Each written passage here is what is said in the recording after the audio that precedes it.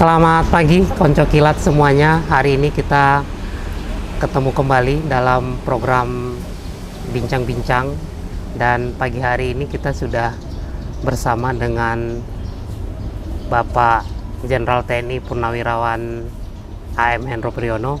Selamat pagi Pak Hendro. Selamat pagi. Bagaimana kabar Pak? Aman-aman aja, alhamdulillah. Aman. Bagus. Aman, alhamdulillah. Baik, Pak Hendro, kami hari ini meminta waktu, dan mungkin juga kita akan berdiskusi Pak Hendro terkait dengan isu-isu kekinian. Ya. Karena kebetulan hari ini adalah kita peringati sebagai Gerakan 30 SPKI, dan besok adalah Hari Kesaktian Pancasila, Pak Hendro. Jadi saya mungkin akan banyak bertanya seputar isu-isu PKI dan gerakan komunisme di Indonesia, Pak Hendro. Nah,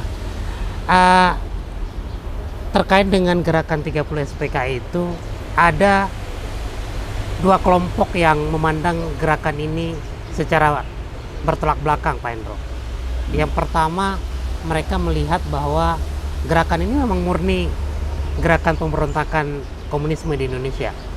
Yang kedua, melihat bahwa ini adalah operasi intelijen dan juga bagian dari quote-unquote mainan Orde Baru dulu, Pak Hendro. Pak Hendro melihat ini seperti apa, Pak? Terima kasih, ini pertanyaan bagus. Begini, kontroversi persepsi terjadi karena sama-sama tidak lihat, sama-sama tidak ada di situ. Jadi sama-sama cuma baca atau mendengar.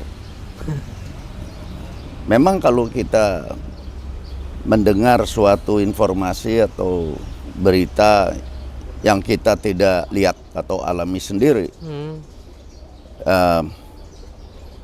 walaupun sifatnya rasional dan dikutak-katik pada kerja otak masing-masing kita, bisa kita berkelahi dan bisa bentrok dan bunuh-bunuhan, bisa.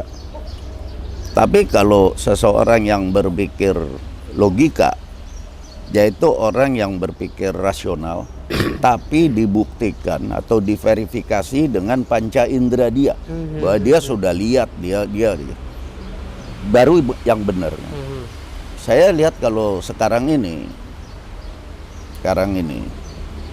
hampir semua kita ini yang bicara soal itu dasarnya bukan logika, hanya kerja rasio. Itulah bedanya rasio dan logika.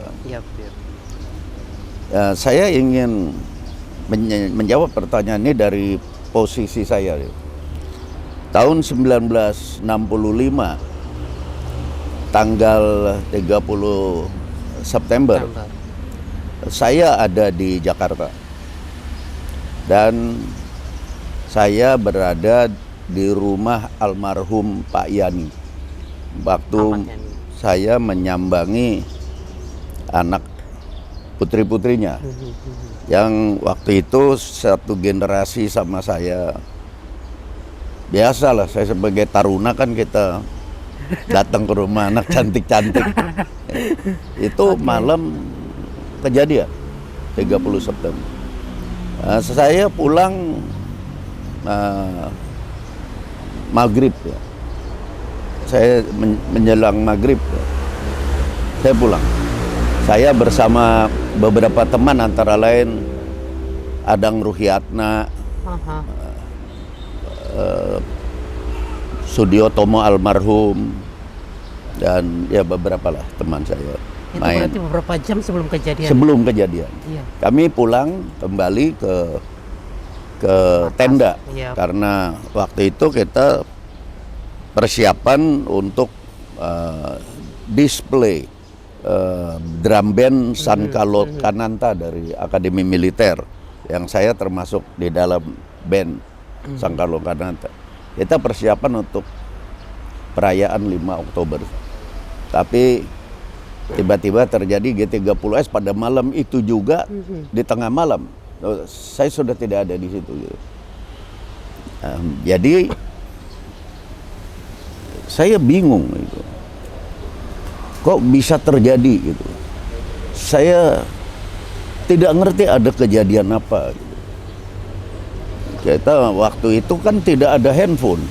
Ya. Tidak ada alat komunikasi apa-apa selain dari mulut ke mulut dan pakai telepon lapangan yang dipakai oleh para komandan kan. Yep. Saya tidak.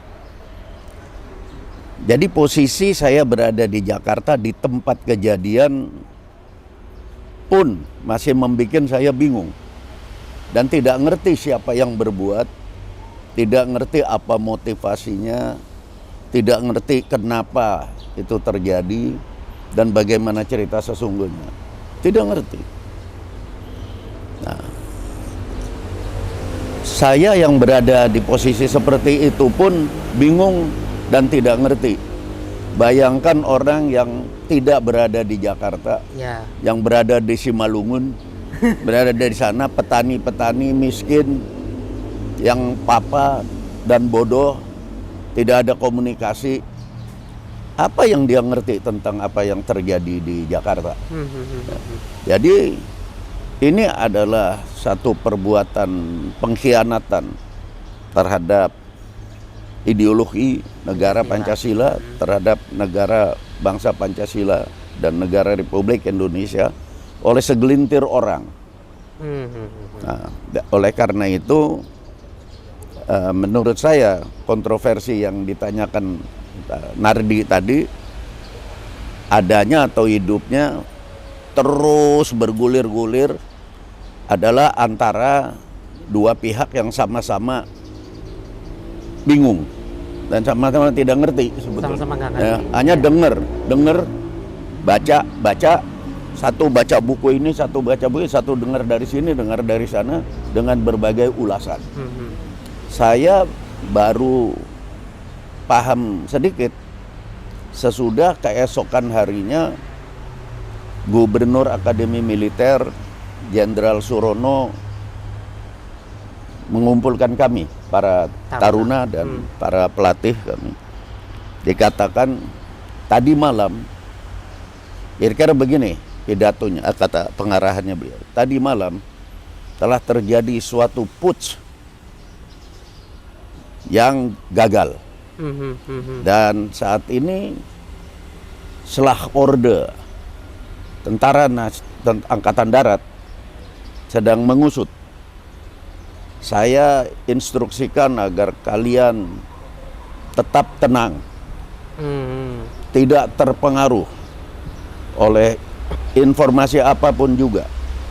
Dan saya nyatakan bahwa Akademi Militer berdiri di belakang Presiden, Panglima tertinggi Angkatan Perang.